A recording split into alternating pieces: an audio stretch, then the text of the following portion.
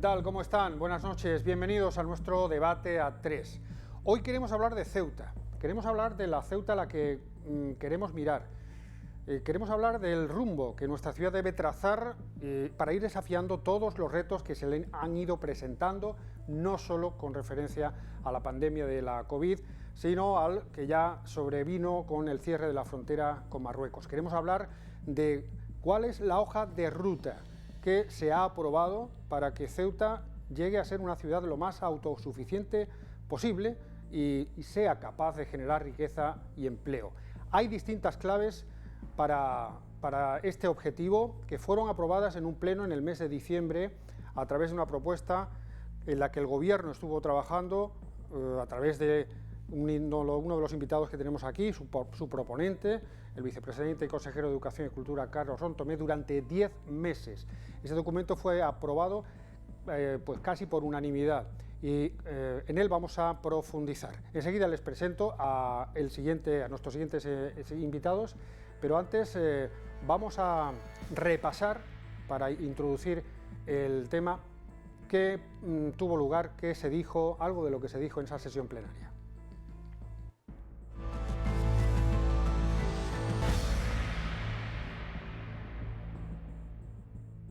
La ciudad de Ceuta busca nuevos horizontes para consolidar su futuro económico. Un nuevo modelo productivo que garantice el sostenimiento de la actividad económica, la generación de riqueza y empleo. El Pleno de la Asamblea aprobó este diciembre, con un respaldo del 96% de su representación total, un plan estratégico que pretende dar respuesta a la actual crisis económica y social, sobrevenida en principio por el cierre de la frontera con Marruecos por parte de aquel país y, en consecuencia, el cese de toda actividad comercial asociada al tránsito de personas y mercancías.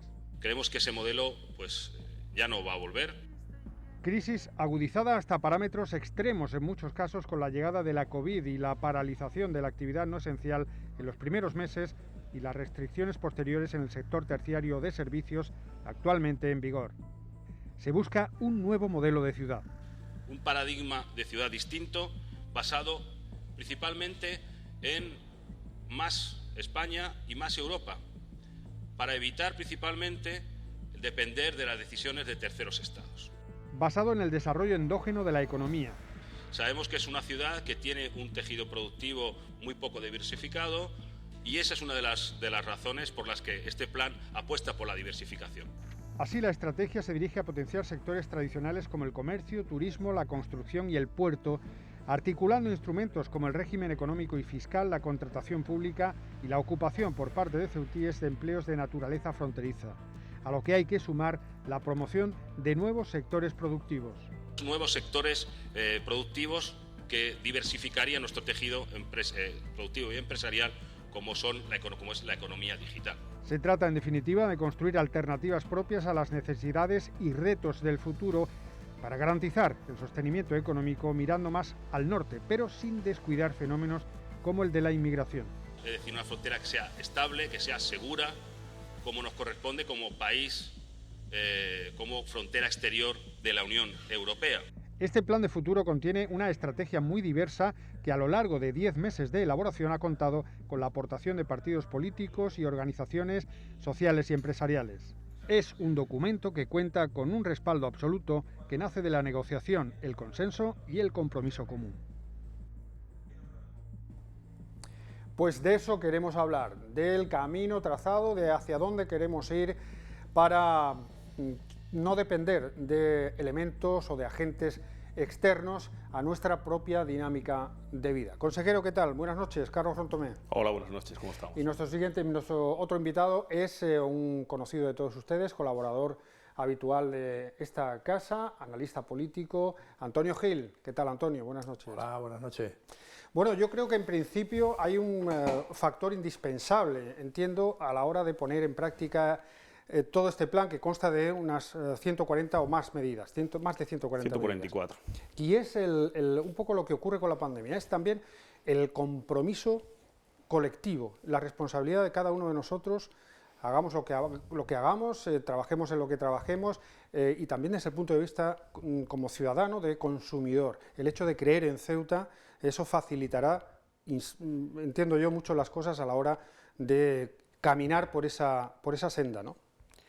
Sí, bueno, efectivamente el consumo endógeno, es decir, el hecho de que de alguna forma pues tengamos ese consumo circular donde las rentas de Ceuta se queden en Ceuta. Yo creo que es una de las cuestiones que están dentro de ese plan, es una de las ideas que están ahí y que bueno se desarrolla a lo largo del plan basado principalmente en eso, en esa idea de potenciar nuestros propios sectores y de intentar pues fidelizar el consumo en la ciudad. En el momento en que se diseña el plan, es un momento, como tú has dicho, como ha dicho la entrada, es un momento en el que lo que sucede es que tenemos pues, unas limitaciones importantes a nivel fronterizo, una limitación importante de paso de personas, de mercancías, incluso ya de turistas, que es cuando se inicia, cuando nos damos cuenta que hay que modificar, hay que cambiar, que hay que crear un nuevo modelo, que luego al final acaba con el tema de la COVID, pues acaba por cerrar totalmente la frontera. Y está claro que a partir de ese momento, en cuando tenemos que tomar conciencia de a dónde queremos ir, de qué ciudad queremos tener. Y es evidente que esta situación lo que nos ha dicho es que tenemos que mirar más al resto de Europa, tenemos que mirar más hacia el norte, sin descuidar o sin eliminar la posibilidad de tener unas buenas relaciones de vecindad y de aprovechar los sectores productivos o los sectores económicos del norte de Marruecos. Es decir, Marruecos no quiere decir que nosotros que Ceuta se cierre desde el punto de vista económico a Marruecos. Nosotros estamos esperando que el momento que se abra la frontera y que tengamos un tránsito controlado, una vez que pase toda la pandemia, pues por ejemplo poder poder rescatar una fuente de ingresos tan importante como es el turismo marroquí, que es una fuente de ingresos. O sea, es decir, no nos cerramos a Marruecos, pero creo que hay que buscar en el norte, en el resto de Europa, en España, digamos, el punto de referencia. ¿Hasta qué punto, Antonio, crees que seamos capaces de lograr tener una capacidad de autosuficiencia mucho mayor a la actual? Somos una ciudad en la que prima el sector servicios.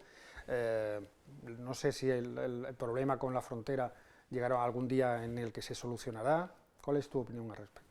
Yo creo que lo que tenemos que hacer es hacer todo lo posible porque las relaciones con Marruecos sean lo más cordiales posibles, las mejores posibles, y darnos cuenta de una vez por todas que aquello de lo que hemos vivido, que era el llamado comercio atípico, era una aberración, de lo que teníamos que prescindir. ¿Por qué? Porque incluso se vulneraba no solo los derechos laborales que tenemos que tener como referente en España, sino a nivel internacional. Aquello era verdaderamente aberrante, no se podía sostener. A mí me parece extraordinariamente necesaria esas buenas relaciones con Marruecos y que los marroquíes que lleguen a nuestra ciudad lo hagan en calidad de turistas. Lo hagan en calidad de turistas que además, si no me falla la memoria, en un ranking que hicieron ya hace tiempo, estaban los terceros en calidad turística, ¿no? Estaban los ingleses, franceses, americanos y los marroquíes, ¿no? Yo siempre he defendido esa figura. Nunca, y he sido muy crítico con la figura de ese comercio atípico, verdaderamente aberrante, y que teníamos que haber acabado con él hace mucho tiempo, antes que la pandemia acabara con él, ¿no? Nos hubiéramos apuntado un tanto, fíjate. Bueno, ya digo que nacerán otras posibilidades porque tenemos bastante que ofrecer. Somos un referente para Marruecos, para la población marroquí, un referente distinto, un referente occidental, donde ellos vengan aquí y tengan lo que no es posible tener en su país, ¿no? Eso será bonito, será positivo y será bueno. Por lo tanto, cambiar el modelo productivo es una cosa que yo he venido diciendo y que dejé de hacer. Porque es verdad que no hay que cambiar el modelo productivo. No de ese comercio del que reniego, atípico, pero sí de todas las posibilidades que nos han dado de desarrollo otras posibilidades, ¿no? Quiero decir con esto que lo que tenemos que hacer es implementarlo, mejorar en la calidad que podemos ofrecer al país vecino y a los que vengan para acá. Claro, ahí tenemos un problema con el transporte marítimo, con la carestía del transporte, tendremos un problema con quienes nos lleguen de Marruecos, que sean las clases más pudientes, clase que tenga capacidad de venir aquí y consumir, ¿no? Sin que eso se pueda entender como que despreciamos a aquellos que no, quien tenga que venir y quien tenga que hacerlo también para trabajar, pues que lo haga en las mejores condiciones laborales y económicas que les podamos ofrecer, ¿no? Pero ya digo que hay que combinar una cosa con la otra. Nos ofrece en esta nueva era teniendo en cuenta lo del Brexit, ¿no? Las empresas que se deslocalizan en Gibraltar pues han entendido que es una buena oportunidad localizarse aquí al amparo del régimen económico y fiscal especial que ofrece Ceuta, ¿no? Bueno, pues tenemos que felicitarnos porque eso lo hayan considerado así. Yo creo que también ha estado la mano de quienes han entendido que era una buena oportunidad y que desde este gobierno pues se le haya ofrecido, ¿no? La implantación de esto ofrece mayor recaudación y empleo para Ceuta. Bueno, con eso entiendo también que el desarrollo de la actividad portuaria es necesaria, con una ampliación del puerto que estaba considerada en varias fases que no se han ejecutado. Habría a lo mejor que trabajar en países terceros del entorno europeo. A mí se me ocurrió ya hace muchos años que sería una posibilidad para, por ejemplo, Rusia, ya que venían aquí. Bueno, estratégicamente a lo mejor no era lo más conveniente, pero sí a países del entorno de la cuerda de la OTAN y demás. Quien no lo entienda así debería compensarnos, ¿no? Eso por otro lado, ¿no? El desarrollo de la actividad portuaria con ampliaciones que países terceros podrían llevar a cabo, ya que lo veo difícil que la pudiera cometer el gobierno español, sea del color que sea. Y luego, pues también hay que venirse a pequeños sectores de actividad. Hemos descuidado el sector de la pesca tradicional, que era un sector que estratégicamente, ahora con el tema de la pandemia, tendríamos que considerar como una oportunidad perdida que no se desarrolló, que se tenía que haber hecho, que se creó un consejo de pesca, marisqueo y pesca tradicional y que se llevaba 20 años y se reunió 2 veces. Ahí hemos descuidado. Hay algunas cosas, algunos deberes que no hemos cumplido, que no hemos hecho y que teníamos que retomar. Todo esto, porque no, este barco va a funcionar con muchos caballos de potencia y lo que hace falta es que la economía, cada uno de los sectores posibles desarrollen esa potencia y se le apliquen a ese motor para que esto funcione. La autosuficiencia, que es casi una quimera, pero que yo no renuncio a ella. Hay que ir a buscar la autosuficiencia económica para Ceuta y en eso tenemos que trabajar. Sí, vamos a ir oyendo cosas que se dijeron en ese debate por parte de los portavoces de los distintos grupos de la Asamblea. Comenzamos por el portavoz del Grupo Socialista, Manuel Hernández.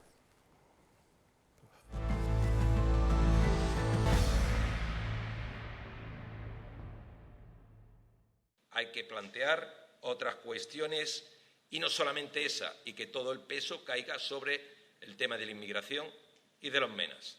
Eso no es plantear un paradigma de futuro para Ceuta. Nosotros tenemos que decir que hay que hacer un esfuerzo, todo el esfuerzo que sea preciso y adoptar todas las medidas adecuadas para lograr una frontera segura, moderna y bien dotada, que parezca lo que es decir, una de las 2 fronteras terrestres en Europa, en África, y que funcione, de Europa en África, y que funcione como tal, es decir, de una forma eficaz y sin excepciones a las normas establecidas con carácter general para el tránsito de personas y mercancías en las fronteras exteriores de la Unión Europea. Aquí hay que decir que esto es algo que ya se está haciendo. Y estamos de acuerdo con potenciar la presencia del Estado en nuestra ciudad en cuanto a tener un sector público robusto, mediante un pacto de Estado con una duración, como han planteado los agentes sindicales, de al menos 3 legislaturas. Nosotros estamos de acuerdo con ese planteamiento, porque eso evitaría muchos problemas de cara al futuro y sí podríamos establecer un modelo económico, un modelo de ciudad estable para Ceuta. Luego volveremos con el portavoz del Grupo Socialista con relación a esto que estábamos comentando acerca de la posibilidad de que Ceuta pueda llegar a ser más autosuficiente de lo que muchos puedan llegar a pensar en función pues de nuestra historia, de nuestras características. Se habló mucho de frontera, Carlos, como hemos oído, en ese pleno, porque comentabas tú en tu intervención que aunque haya personas que no lo crean, la inmigración sí que tiene una consecuencia directa sobre la economía de la ciudad. La inmigración tiene evidentemente unas consecuencias directas sobre la economía, sobre los servicios que se prestan, sobre las administraciones públicas. Lo hemos visto ahora con la pandemia, como por ejemplo la ciudad se ha tenido que hacer cargo, ha tenido que destinar una serie de recursos importantes para inmigración, detrayéndolo de otras finalidades, ¿no? Luego además también existe, el portavoz hablaba de los MENA. Se habla también un poco del control de inmigración realmente porque es necesario, porque además es algo lógico que tenemos que ofrecer una ciudad segura. Y no quiere decir que no estoy relacionando directamente inseguridad e inmigración, pero sí que es cierto que hay una percepción, aunque sea subjetiva, de que existe esas limitaciones de seguridad, ¿no? Entonces, el tema de los MENA, por ejemplo, en el puerto, pues puede ser un elemento que entorpezca el desarrollo normal de la actividad comercial, por ejemplo. No quiere decir, no quiero dejarlo claro, no quiero decir que no relaciono directamente inseguridad, pero sí cierta percepción. Por lo tanto, creo que es importante que la inmigración sea una inmigración regulada, que además el PSOE creo que además está de acuerdo en eso, una inmigración regulada, que sea una inmigración controlada desde el punto de vista de la frontera, que seamos, como dice el señor Hernández, que seamos una frontera exterior como tal. Y bueno, en ese sentido no había más problema. Sí que es cierto que la única disensión que hubo durante el trámite fue el grupo Caballas, que precisamente por la cuestión inmigratoria era por lo que, según me dijo su portavoz, pues para ellos era el principal escollo para haber apoyado también el plan, ¿no? Bueno, me parece que fue una pena que no aprovecharan esta circunstancia, este momento histórico de sumarnos todos a un plan de cambio de ciudad. Bueno, pero en su momento pues ellos entendieron que el tema de la inmigración, el tratamiento que se le daba no era el adecuado desde su punto de vista. Nosotros no pedimos más que lo que está en la ley, o sea, realmente no se pidió nada extraordinario, simplemente pues la aplicación de la ley y tener una frontera segura y estable, ¿no? Claro, un poco quizá nuestro problema también viene dado porque hay muchas cosas que no dependen directamente del gobierno de la ciudad, dependen del gobierno central, en el caso de la frontera de Marruecos.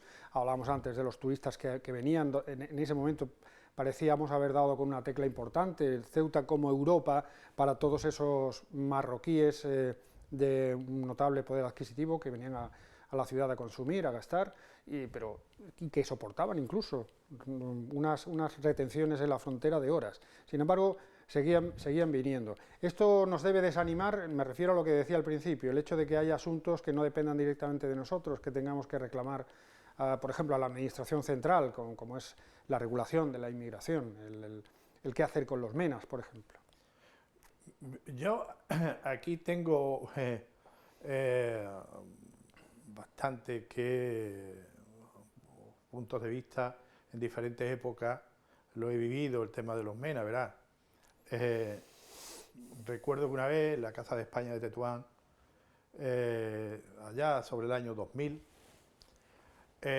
había un médico que presidía una ONG que se llamaba ATIL y que me mostró su preocupación por los menores que deambulaban por Ceuta en los contenedores de basura y que aquello era, pues, desde su punto de vista denigrante y desde el nuestro. Bueno, aquello era intolerable, que hayan jóvenes que tengan que estar recogiendo basura y tal.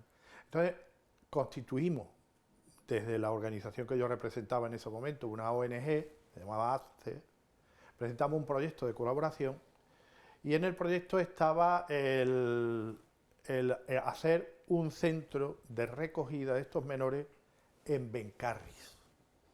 Ahí se le daría formación, estudio y se le ayudaría con fondos españoles, con fondos comunitarios, a que estos niños pues, tuvieran un entorno seguro desde su país.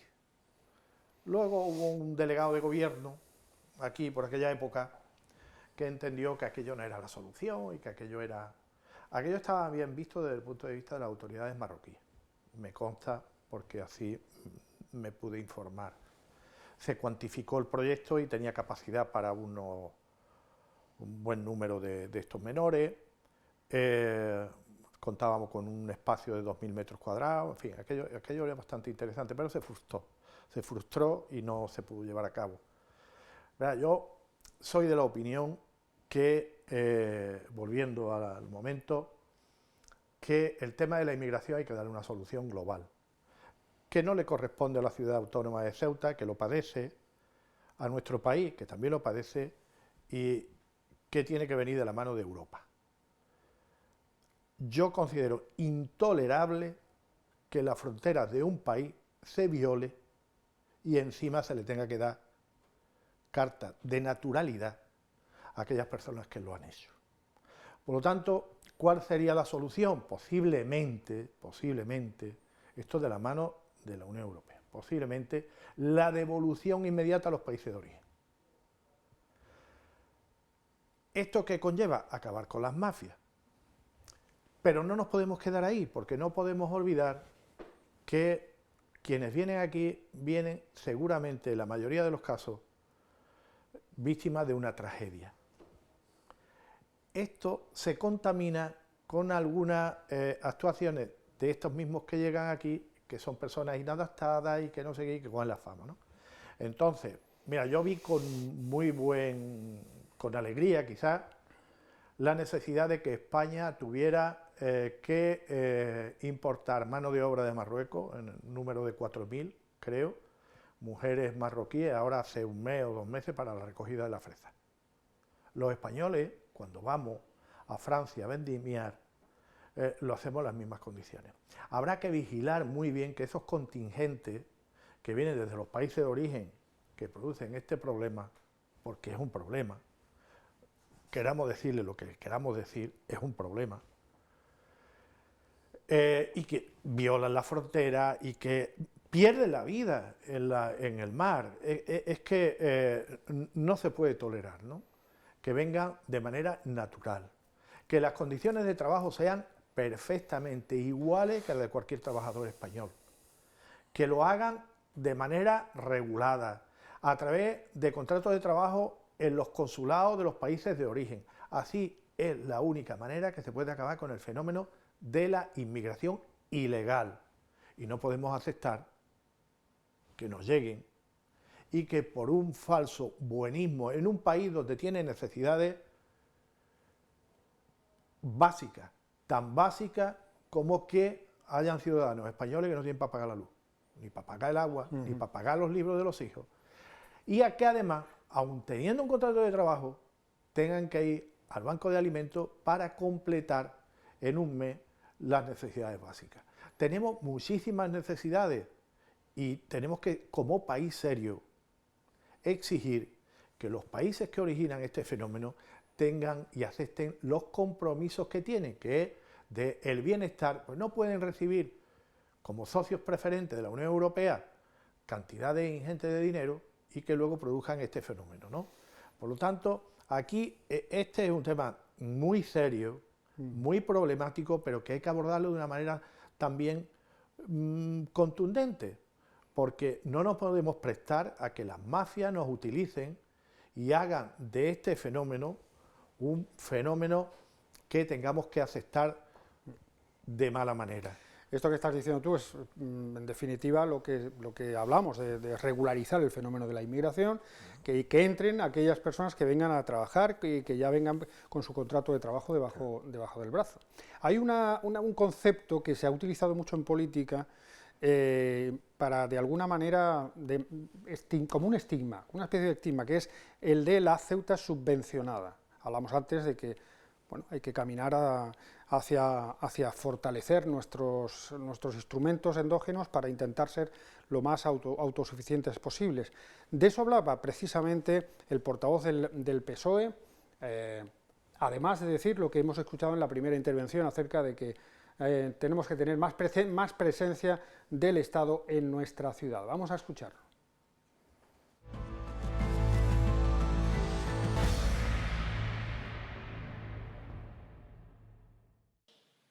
Partido Socialista, que ahora mismo está presente junto con Unidas Podemos en el Gobierno de España, estamos con Ceuta, estamos por Ceuta y estamos para Ceuta. Y seguro que el futuro de Ceuta no debe estar pendiente de esas compensaciones que llegan del Estado. Y precisamente también debe focalizarse este documento en ese sentido. El modelo económico que queremos es que cada vez, por lo menos lo que plantea el Partido Socialista, tengamos que depender menos de los fondos que llegan del Estado o de los fondos que van a llegar de Europa, que vienen bien recibidos son por las circunstancias en las que nos encontramos, pero también ese modelo económico que planteamos tiene que mirar en pos a que tengamos ese crecimiento, como ha dicho el proponente, endógeno en nuestra ciudad, pero para ello tenemos que hacer una apuesta decidida por la inversión privada también, no solamente inversión pública. Y ahí sí que la ciudad puede hacer bastante con la atracción de importantes inversiones que lleguen a nuestra ciudad para que se pueda generar un tejido productivo consistente y, sobre todo, para la generación de puestos de trabajo, que son uno de los talones de Aquiles que tiene nuestra ciudad, ese desempleo masivo que ahora es todavía más persistente. Inversión pública cuanta más mejor, ojalá, naturalmente, pero digo yo que en cuanto a las ayudas que decía, las ayudas por parte del Estado que decía Manuel Hernández, Ceuta, bueno, tendrá el derecho, como todos los territorios de España, a ser objeto de la solidaridad presupuestaria, que es algo que viene recogido en la propia Constitución, ¿no? Sí, bueno, yo creo que vamos, las ayudas están ahí, están para todas las, el reparto entre todas las comunidades, o sea, realmente tenemos el mismo derecho que el resto, ¿no?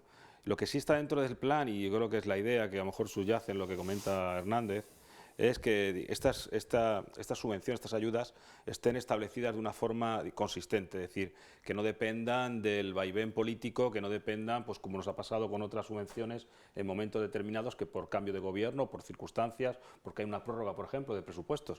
Una prórroga de presupuestos y la abogacía del Estado entendía que no se podía prorrogar automáticamente las subvenciones. Bueno, pues todo este tipo de problemas, que son problemas para la ciudad, teníamos unas subvenciones precisamente para menores, para la desaladora, para el agua, teníamos una serie de subvenciones que nos llegan anualmente y que por circunstancias en un momento determinado pues no llegaron. Entonces la idea de que esto se establezca de una forma estable, es decir, que no dependa tanto de la subvención, sino que sea otra relación distinta con el Estado. Yo creo que eso se puede hacer y es una de las cosas, de los objetivos que tenemos dentro del plan. Pero claro, nosotros tenemos que participar en el reparto de fondos exactamente igual que el resto de las comunidades. Y además utilizar las herramientas que tenemos. ¿Qué herramientas tiene Ceuta? Porque claro, como tenemos una serie de limitaciones importantes, de tipo geográfico, estructural, que están ahí, que todos conocemos y que impiden que podamos abrirnos a lo mejor a grandes sectores o a sectores industriales, por ejemplo, que son difíciles de introducir por nuestras características, ¿no? Pero sí podemos buscar otros yacimientos de creación de economía, de empleo. Podemos buscar otros yacimientos. Y lo que hemos hecho, por ejemplo, con el tema de la economía digital, ¿sí? de todas esas empresas que no solamente, aunque se ha vinculado todo al juego online, no solamente el juego online, hay otros elementos como, por ejemplo, el desarrollo tecnológico. Esta mañana, por ejemplo, hemos estado hablando con personal de Procesa sobre el desarrollo que se está haciendo en el polo en el Ángulo, que sabéis que se ha modificado por dentro para que sea un polo de atracción, un polo tecnológico, y hay 6 empresas implantadas, algunas de ellas con proyectos verdaderamente innovadores, ¿no? Innovadores desde el punto de vista tecnológico. Es decir, no solamente tenemos unas características que nos limitan mucho desde el punto de vista geográfico, estructural, pero podemos abrirnos a otro tipo de fuentes, a otro tipo de yacimientos de riqueza y de empleo distintas a las tradicionales, sin abandonar, por supuesto, sin abandonar las que ya teníamos, las tradicionales, que hay que potenciarlas, ¿no? El comercio, el turismo, lo que tú comentabas hace un momento, se comentaba el puerto pesquero, o sea, la pesca. Una de las ideas de este plan es, de alguna forma, reactivar ese sector, que era un sector estratégico y que estaba abandonado, por así decirlo, había caído en decadencia, ¿no? Y era pues, activarlo realmente, que sea una fuente de ingresos. El activar uno solo de los mecanismos, uno solo de esas fuentes, no va a resolver el problema, pero si activamos muchos, pues seguramente pues, podamos salir adelante lo mejor posible. dentro de la situación en la que estamos y de la crisis que padecemos. Pero la idea del plan, yo digo, la idea del plan no es que sea algo puntual, coyuntural, que superemos esta crisis actual, sino avanzar hacia un modelo más definitivo, más estable. Sí, Antonio. Sí, verá, sobre todo por el tema del sector pesquero, que se lo he seguido desde hace muchísimo tiempo y que han estado sometidos al total y al absoluto abandono, ¿no? Siendo estratégico, no por la aportación que puede hacer al Producto Interior Bruto de Ceuta, que es bien escaso, pero sí por las razones estratégicas que tiene de cara al abastecimiento de pescado en momentos de crisis, como pasa ahora, ¿no? Ese era un valor que no se ha tenido en cuenta.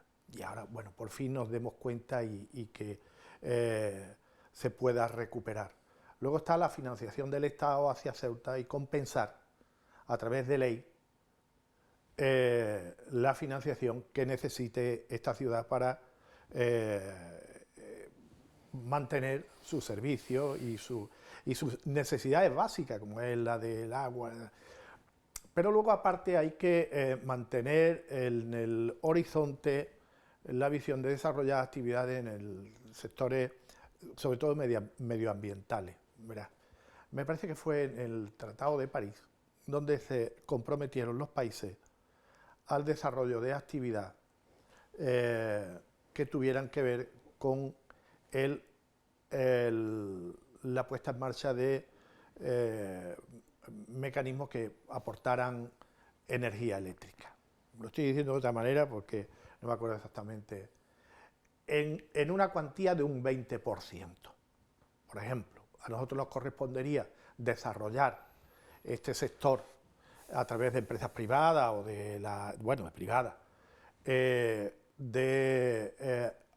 aportara a la red en un 20% de energía eólica o de biomasa o de lo que fuera. No se ha hecho absolutamente nada.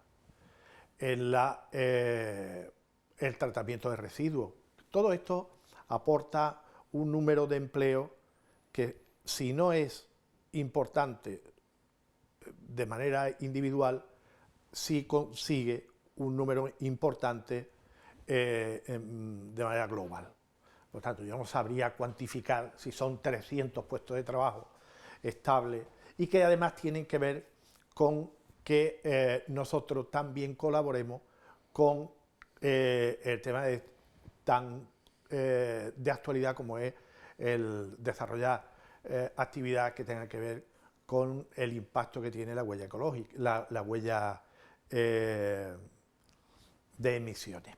Bien, actividades que tengan que ver con el medio ambiente, de desarrollo de energía, de tratamiento de biomasa, de tratamiento de todo lo que tenga que ver con el medio ambiente. Ahí tenemos un campo todavía de desarrollo bastante amplio. Y luego, hombre, tendríamos que mirarnos cada uno, porque en algún momento de la historia reciente de nuestra ciudad los gobiernos han ido sucediendo. Que todavía no haya por ley una que garantice los recursos para las necesidades básicas de esta ciudad y que año a año tengamos que depender de la buena voluntad de los gobiernos de turno para que esto llegue a nosotros, pues a mí me parece ya en este momento un disparate, ¿no? Luego hay un mecanismo del que esta ciudad ha estado beneficiando desde hace muchísimo tiempo, ¿no? Son los fondos comunitarios que han llegado aquí, cantidades bastante importantes de dinero para que se desarrolle una actividad, y parece ser que no se ha dado con la clave para que se desarrolle sectores de actividad que tenga que ver, primero, aprovechando esas ayudas, segundo, aprovechando el régimen económico y fiscal, y luego por parte de la ciudad que se le diera el terreno, el espacio, para que se desarrollaran esas actividades, ¿no? Bueno, vamos a ver si ahora, a mí me parece, ¿cuánto eran? ¿140 las medidas? Sí, 144. Yo consideré, en un momento en el que me dedicaba a estos quehaceres en el sindicato, que eran suficientes 12. Se las di al presidente del gobierno, en ese momento, que era José Luis Rodríguez Zapatero. Le dije: tenga usted, presidente, estas son las medidas que necesita Ceuta para la reactivación económica. Eran 6 menos de las que consideramos en el Consejo Económico y Social, de la que yo formé parte durante un tiempo, además en la Comisión de Economía, Fiscalidad y Empleo. Eran 18, ya vamos por 140 y tantos. Yo creo que tenemos que irnos un poquito más abajo, considerar las más importantes y trabajar sobre esas más importantes, porque lo demás es un disparate. Hemos insistido hasta la saciedad en el turismo. Ceuta reúne unas condiciones excepcionales para que el turismo pueda ser una realidad y una buena fuente de ingresos, pero no logramos aún encajar en el acierto, porque hay cuestiones que, como decíamos antes, tampoco dependen directamente de nosotros, porque lo del precio del barco sigue siendo, entiendo yo, fundamental.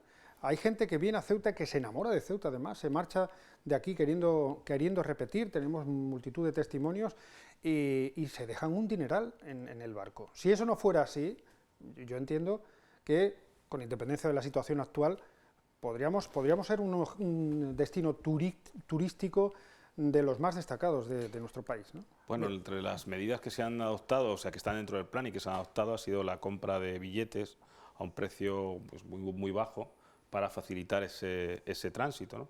Lo que sucede es que ahora mismo realmente no hemos visto la efectividad de esa medida, porque el confinamiento y los límites perimetrales hacen que ahora mismo pues, el turismo sea un sector de que no vamos a verle realmente el impacto hasta que no pase la pandemia. Hasta que no pase la pandemia y tengamos un nivel de vacunación suficientemente alto y podamos volver a movernos con facilidad, pues las medidas que se han adoptado, por ejemplo, ya digo, esa contratación de billetes a un precio reducido y la contratación, por ejemplo, también la licitación de una empresa que asegure las pernoctaciones, que es otra de las cosas que ha puesto en marcha la Consejería de Fomento y Turismo, que además se consensuaron también, esas medidas se consensuaron también en una reunión con la delegación de gobierno. Mientras que hasta que no pase este momento de pandemia, el sector turístico va a ser muy difícil medir qué alcance han tenido las medidas. En otros sectores quizás podamos verle más, le podemos ver más de forma inmediata el resultado, ¿no? Claro, el turismo se ha intentado de varias formas, como tú comentabas. Parece que no hemos dado con la tecla, pero yo creo que el transporte es una de ellas, ¿no? El transporte es una de ellas, y luego también ofrecer una Ceuta que merezca la pena visitar. Y yo creo que ahí sí que se ha hecho una gran inversión. La ciudad está muy transformada en los últimos años. Creo que es una ciudad que es atractiva, que ofrece mucho y que, bueno, pero una vez que pase este momento de pandemia, esperemos que podamos ver ese resultado. Lo que comentaba Antonio también, el turismo marroquí, que es de un nivel de medio alto, es un turismo que deja mucho dinero donde va, tiene unos niveles de renta bastante elevados. Pues claro, ese turismo ya vimos cómo en esas circunstancias pues era imposible que apareciera, porque se llegó a cortar el régimen de viajeros antes de cortar la frontera definitivamente. Pero eso también es una fuente de ingresos. Ya digo, cuando esto vuelva a una cierta normalidad, yo creo que veremos el resultado de todo esto. Enseguida conocemos tu opinión, si te parece, Antonio, porque también hemos querido irnos a la Confederación de Empresarios para escuchar qué nos tenían que decir acerca de este plan, que, como apuntábamos al principio, es un plan que se caracteriza por un amplio consenso y que ha contado con la participación y la consulta de también agentes económicos y sociales.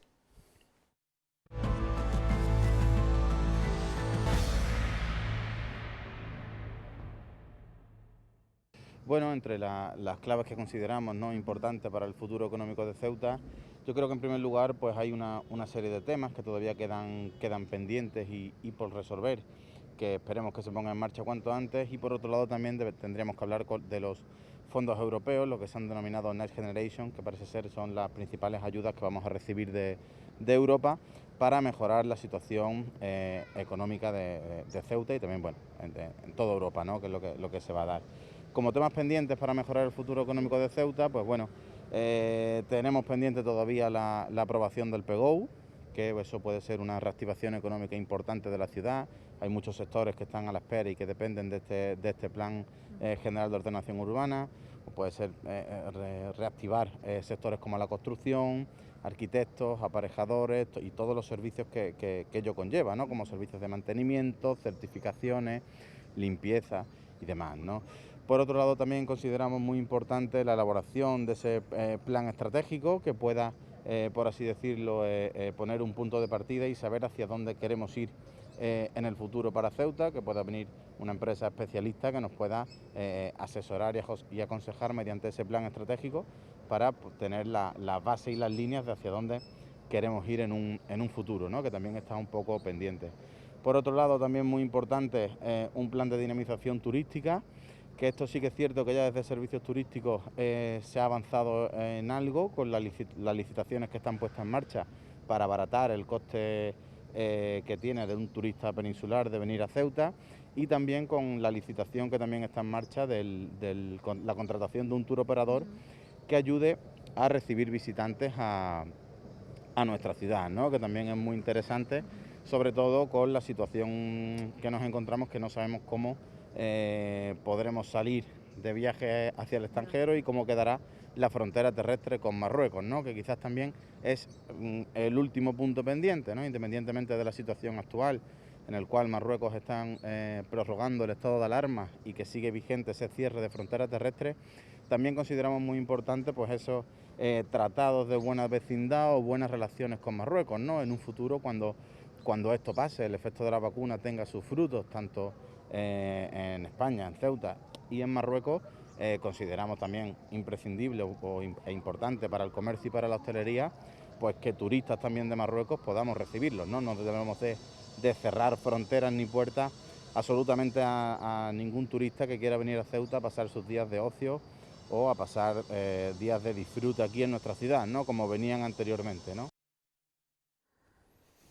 Bueno, no sé si, Antonio, tienes alguna opinión acerca de lo que hablábamos antes del turismo, pero llama la atención que los empresarios insisten en la aprobación del Plan General de Ordenación Urbana. Lo hizo aquí en un debate ya del pasado año el propio presidente, Pepe Daguani, y no sé en qué medida esta prisa o este sería un instrumento más o menos válido para el desarrollo de la ciudad y la consolidación de nuestro modelo económico. La construcción en todo momento ha sido un elemento de dinamizador de las economías, ¿no? Construir supone pues impuestos, mano de obra, trabajo, en fin. El Plan General Urbano en Ceuta, pues no se aprueba ni se aprobará nunca. ¿Por qué no se aprobará nunca? Y yo no entiendo cómo haya por ahí todavía gente que además tienen bastante que ver con o su futuro tiene que ver con el Plan General, con la aprobación del Plan General, porque se va a dinamizar la economía, porque se va a crear actividad económica en relación a la construcción y a todo esto, que vean esto como que algo que tenga que venir de alguien que por inspiración divina diga, bueno, pues se aprueba. No, se aprueba cuando haya que aprobarlo. Cuando nadie corra peligro de que lo juzguen por prevaricador, por prevaricación. El Plan General necesita que en España, en Ceuta, se regularicen algunas actuaciones que se han llevado a cabo de manera irregular, ilegal. Entonces habrá que poner dinero para normalizar esto. Bien con restablecer aquellas actuaciones que se han hecho de manera ilegal, normalizarlas, algunas obras que se han hecho fuera de lugar, habrá que darle una salida.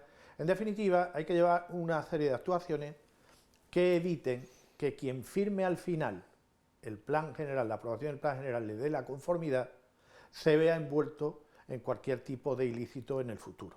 Para eso hace falta dinero. Las actuaciones que hay que llevar a cabo están ahí. Zonas inundables, que ahora corren peligro, en fin. Hay unas cuantas actuaciones que hay que llevar a cabo y que hay que evitar que esto, sobre eso no se pueda aprobar. Entonces hay que darle solución, ¿no? Y bueno, y esperemos que alguien lo vea y que al final se apruebe. Y luego, en cuanto al turismo, hay actividades que no se ven. Yo no creo que las 140 y tantas estas medidas disparatadas, pues yo imagino que ahí es un cóctel de medidas y ¿tú qué dices? 10, toma 10, y tú 20, 20, ¿cuánto hemos sumado? 140, qué disparate, por Dios. Bueno, cuando además nos ponemos aquí a hablar de este tema y decimos, ¿cuáles son las claves? Y hablamos del puerto, y hablamos de la actividad económica relacionada con las ventajas de la fiscalidad, y hablamos de 4, ¿no? Pero entre esas como yo decía al principio, aportándole caballos de potencia a ese motor económico que nosotros necesitamos, hay una que tradicionalmente ha funcionado en Ceuta, que añade algunos caballos de potencia, que además es un deporte olímpico. El deporte olímpico es el tiro, bien con arco, bien a las dianas, bien a no sé qué. No hay un campo de tiro aquí. El otro día me lo decía el presidente de la Federación Española de caza y demás en Ceuta, ¿no? Manolo Valls. Y me decía, hay que ver, Antonio, que no tenemos manera de conseguir la sensibilidad de la gente para que esto.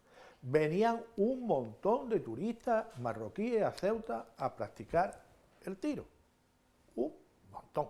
Estos vienen a un hotel, estos vienen a una cancha, estos vienen tal. Y eso está completamente abandonado. Se ha abandonado. Y ya digo, que no como una actividad turística que aporte economía a Ceuta, sino que además como una disciplina deportiva que tiene su máximo exponente en los Juegos Olímpicos. Y eso no se aborda. Bueno, esperemos que entre las 140 y tantas esté esta. No está. Pues como pasa con el tiro, bueno, hay una dotación que también en ocasiones ha sido reclamada para la ciudad porque se supone que moviliza a mucho turismo de alto standing, que es el campo de golf, el tradicional campo de golf que podría haberse construido en la ciudad. No sé si esto... No, pero en eso tuvo muchísimo que ver un misil de estos de Exocet, de esos franceses que van a interceptar aquello que se pretendía, ¿no?, en la zona de Calamocarro. Y entonces se declara, mira por dónde, terreno LICEPA, y se impide que aquello se pueda urbanizar y se pueden hacer campos de tiro. Ahí entró en juego también un poco la especulación, ¿no?, con relación a terrenos y demás, creo. Mira, hace tiempo ya. Me consta que pescadores españoles van a la Patagonia a pescar sin muerte, que van a Rusia a pescar sin muerte. Aquí en Ceuta se puede hacer un coto turístico de pesca sin muerte por nada y menos. También añade caballos de potencia a ese motor económico. Pero hay que abordarlo, hay que tener la sensibilidad de saber que eso es posible, que se puede hacer y que eso nos va a reportar beneficios. Carlos, bueno, supongo que hay, a todo esto que estamos hablando, siempre hay prioridades, ¿no? Sí, claro, bueno, el plan de medidas, que son 144, pero realmente digamos que hay una serie de medidas prioritarias y principales sobre unos ejes que son muy pocas, no llega a 20. Luego el resto son medidas, digamos, que van bajando de nivel y van llegando pues a nivel de detalle, ¿no? Por ejemplo, pues en las relaciones en la búsqueda de una mayor presencia del Estado en Ceuta, pues se va desgranando pues todo las posibles medidas que tengan que ver pues con cada una de las ramas del Estado, ¿no? Defensa, seguridad, prisiones. Entonces, claro, por eso aparecen esas 144 medidas que ya digo que una parte algunas van bajando hasta el nivel de detalle, ¿no? En el ámbito de educación, en el ámbito de la sanidad, van bajando hasta ese nivel, ¿no? Pero las importantes son las prioritarias, digamos, las importantes son las que hemos dicho un poco, el tema, la reactivación de sectores tradicionales, la búsqueda del consumo de que las rentas se queden en la ciudad, es decir, el consumo endógeno, y la implantación de nuevos yacimientos de empleo y nuevos yacimientos económicos, como hemos comentado anteriormente, y principalmente eso. Y luego estaría como un añadido más importante, muy importante, la cuestión relativa a la presencia del Estado. Y otra de las vías importantes que aparecen en ese plan es cómo se va a hacer, es decir, qué recursos tenemos. Y uno de ellos pues, es el REF, es el régimen económico y fiscal, la rebaja de la presión impositiva que se está llevando a cabo ya. Sí, algunas medidas ya las están poniendo en marcha, ¿no? El tema de la modificación de la ley de IVA, que también se ha puesto en marcha. Hay elementos son herramientas con las que podemos llegar a esos ejes fundamentales o prioritarios de este plan, ¿no? Luego ya digo, cuando uno ve las medidas, luego uno desciende hasta medidas, pues eso, medidas ya, digamos, pues rehabilitación del parador, de la muralla, es una de las medidas, claro, dice, bueno, eso es una medida de un plan, bueno, es una medida ya cuando desciendes dentro del turismo, pues hasta el nivel más bajo, ¿no? Pues vamos a volver a aquella sesión plenaria donde se aprueba este plan para conocer qué decía el portavoz de Vox.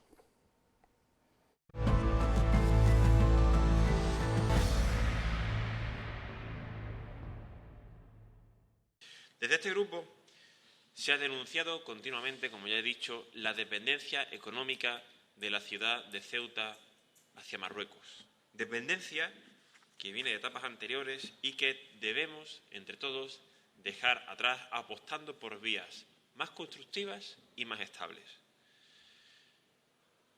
¿Cómo pretendemos deshacernos de esa dependencia y apostar por un futuro más próspero, conectado a la península y a Europa?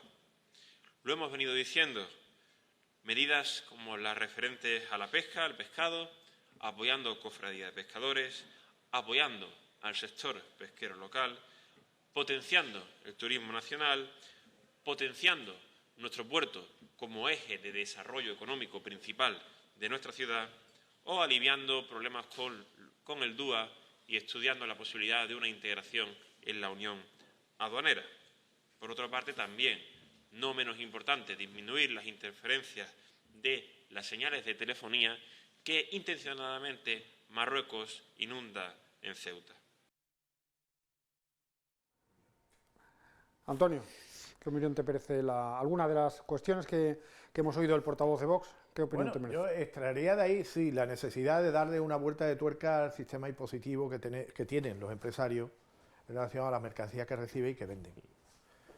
Se produce que cuando, por ejemplo, entre una partida que reciba, cuyo IPSI ya han pagado, cuando una mercancía le sale mal y tienen que devolverla, o la repercuten en la venta final de los productos que venden, con lo cual lo hacen menos competitivo, o aquello no les trae cuenta. Por lo tanto, hay menos productos, hay menos facilidades.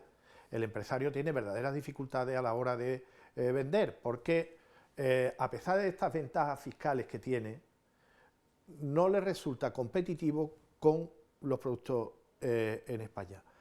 ¿Por qué? Porque ya han pagado previamente un impuesto antes de venderlo, con lo cual ahí yo le recomendaría a este gobierno que se ponga manos a la obra y resuelva ese problema, porque el sector empresarial de Ceuta se ve en serias dificultades de competitividad con respecto a la península, a pesar de esas ventajas fiscales, y entonces ahí perdemos.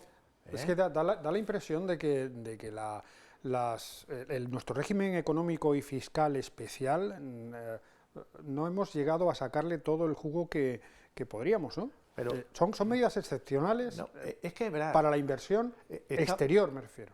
Está muy bien el régimen económico y fiscal, pero como bien sabe él, el régimen económico y fiscal nace para fijar a los funcionarios del Estado en Ceuta.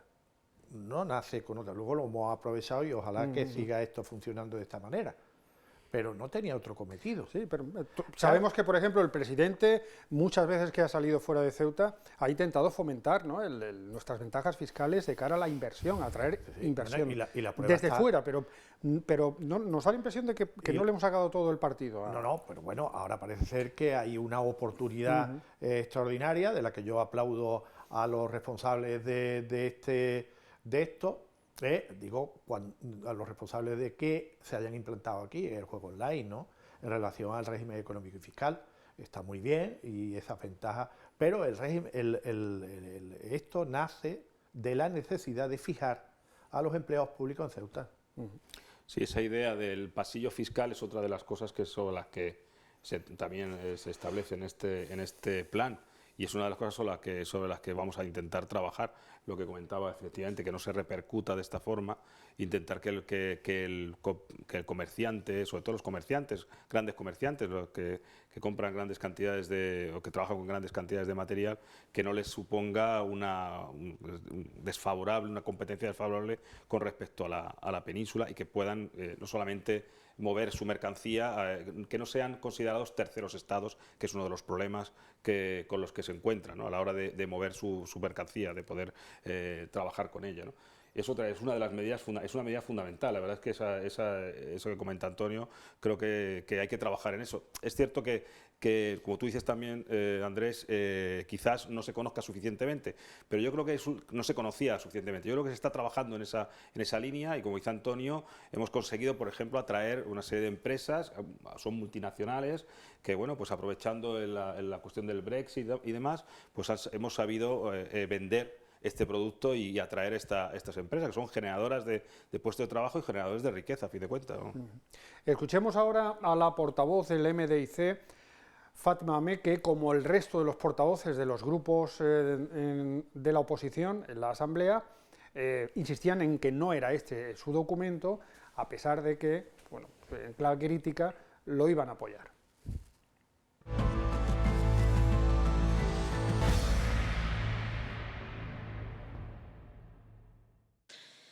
Quieren colocarnos en una encrucijada, como dicen literalmente en las conclusiones finales de su plan de medidas, en un dilema, como si fuera a escoger uno u otro.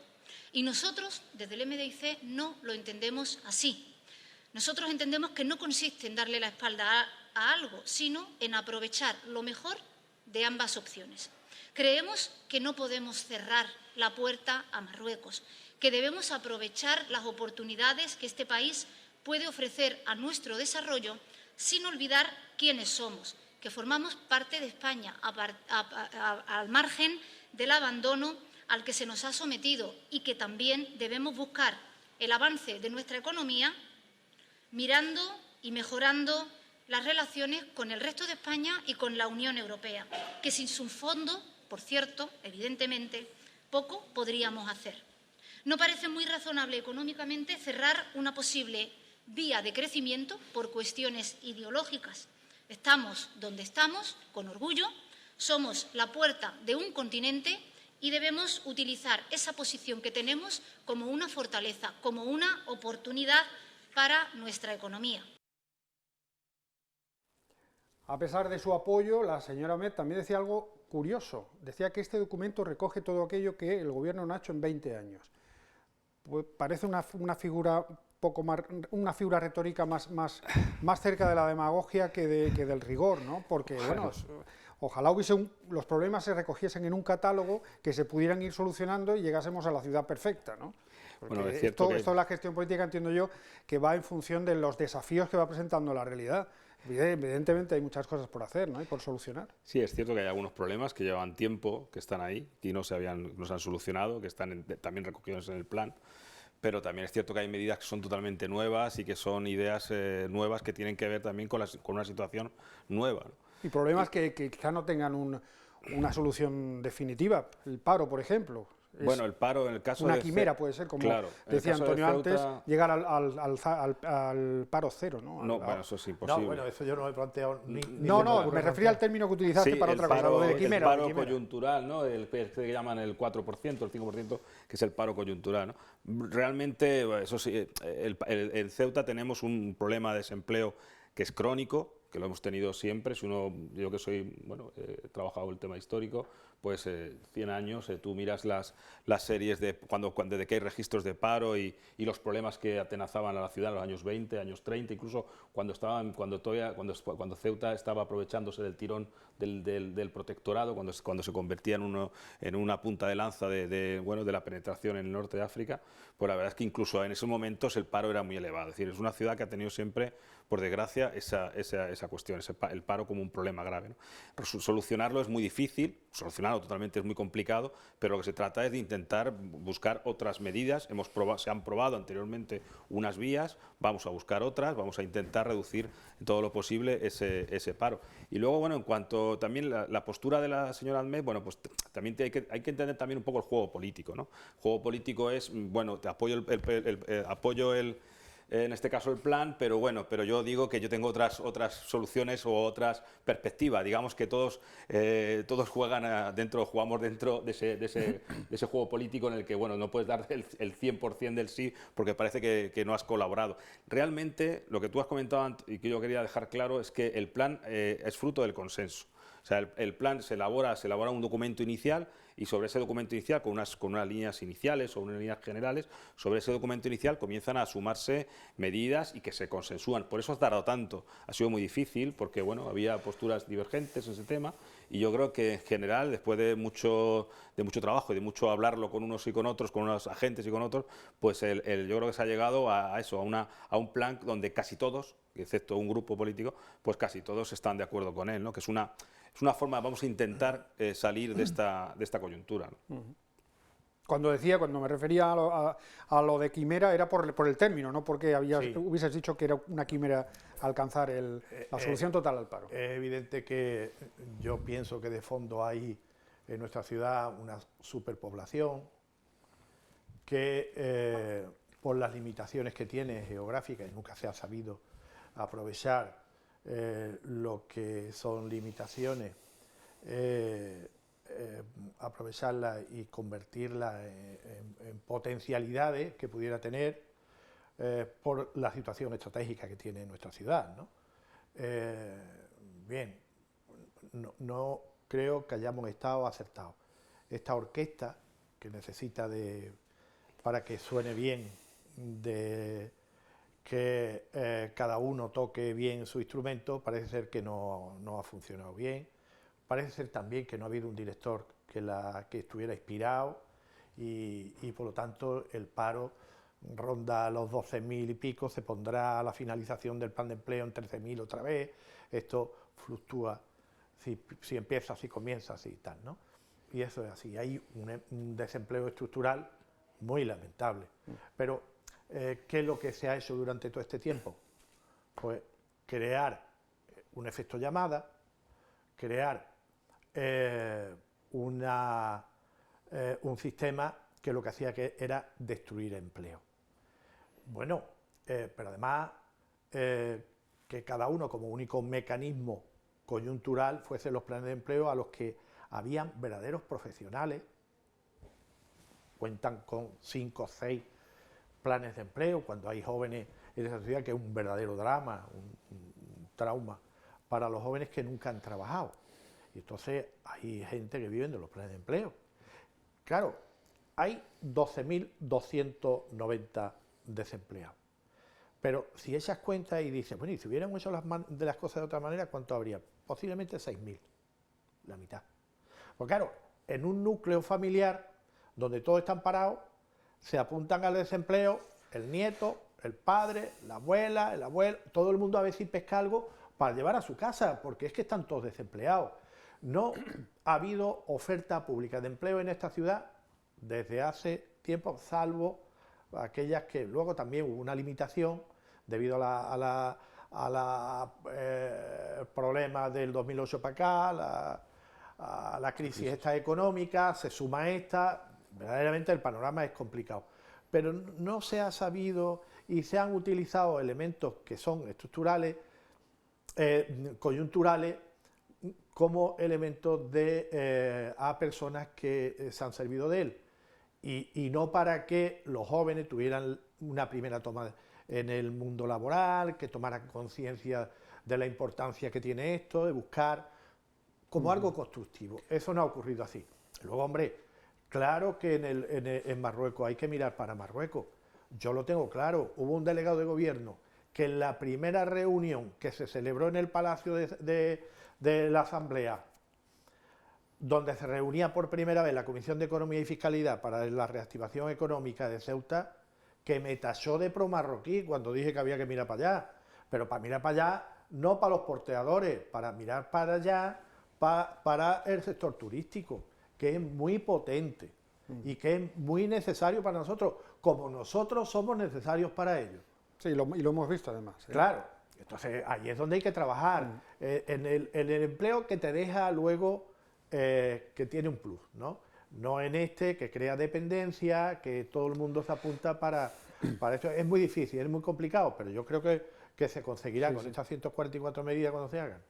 Estamos casi fuera de tiempo, pero tenemos aún que escuchar a ese 4%, decíamos que el plan fue aprobado con un respaldo en la Asamblea del 96% de sus miembros. Ese 4% restante corresponde al único voto disonante, quien pretendía que esto quedara sobre la mesa y no votó a favor, que es el único diputado de la coalición Caballas, Mohamed Ali.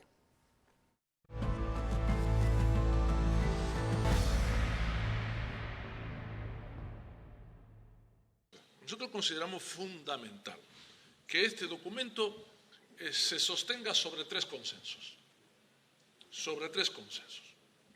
Un consenso social, un consenso institucional y un consenso con Melilla. Repito, tres consensos.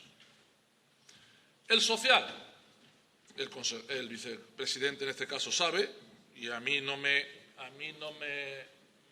tiene que convencer de eso. Yo sé que usted ha procurado hablar con todo el mundo, ha procurado llegar a acuerdos con todo el mundo, pero en este caso, desgraciadamente, viendo lo que nos jugamos y viendo lo que nos planteamos, no ha llegado a ser suficiente y a mí me parece que no se debería abandonar esa pretensión y ese intento.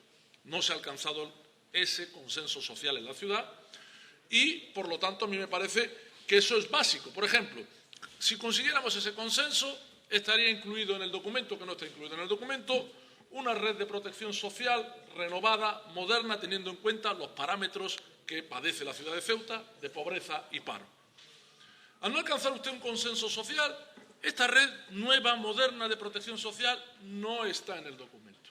Eso nos parece que hay que pelear por incorporarla, llegando a ese consenso social que hoy por hoy no lo tiene usted plenamente.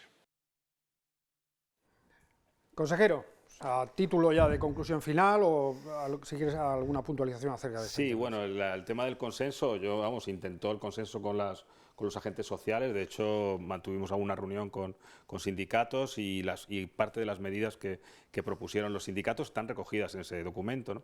Y en cuanto al consenso con Melilla, yo lo dije en el Pleno, si ya de por sí había sido complicado consensuar con las fuerzas políticas, sociales y económicas de la ciudad, imagínate si además tendríamos que añadir ese mismo consenso con Melilla, ¿no? En algunas cosas tendremos que ir de acuerdo con ellos o tenemos que luchar con ellos pues para pedir algunas cuestiones en determinadas materias y vamos a llegar a buscar esos acuerdos con Melilla, pero creo que el plan era un plan para Ceuta y el consenso tenía que estar en Ceuta, ¿no? Sobre todo, una de las cosas que dice el plan, que yo lo digo ya como a modo de conclusión, es que nos creamos realmente lo que queremos ser, así que los ceutíes estemos concienciados de a dónde queremos llegar y de cuál es la ciudad de futuro que queremos para nosotros. Antonio, brevemente para terminar. Yo diría que no hay, que hay consenso en tanto que los representantes del pueblo en un 96% están de acuerdo. Yo creo que hay consenso. En que nos tengamos que poner de acuerdo con Melilla, bueno, pues también, bueno, y con Madrid. Hace falta que nos pongamos de acuerdo con todo el mundo. Lo que hace falta, fundamentalmente, es que estemos de acuerdo en que todos vamos a exigir que todas esas medidas que se proponen se lleven a cabo y que todos colaboremos en que se lleve a cabo y que seamos muy exigentes en que cada una de ellas sea eficaz, poniendo todos los medios que sean necesarios, ¿no? Ahí es donde está el verdadero consenso, la verdadera necesidad de que todos estemos de acuerdo en aunar esfuerzos, en conseguir que esta ciudad levante cabeza de una vez por todas, pero tocando todos los palos de todas las cartas de la baraja, ¿no? Efectivamente, pues para terminar un poco como empezábamos, el hecho de que es clave para el desarrollo de este plan, nos jugamos ni más ni menos, estamos hablando del futuro de la ciudad, pongamos de nuestra parte todos y cada uno de los ciudadanos en la parcela que nos corresponda, porque esa es la manera de desarrollar estas medidas sobre las que se han trabajado. Gracias a los dos, el debate daría para mucho más, pero bueno, en cualquier otro momento podemos seguir insistiendo. Muchas gracias por haber estado con nosotros. Muchas gracias a vosotros. Y a todos ustedes también, hasta el próximo Debate a 3. Adiós.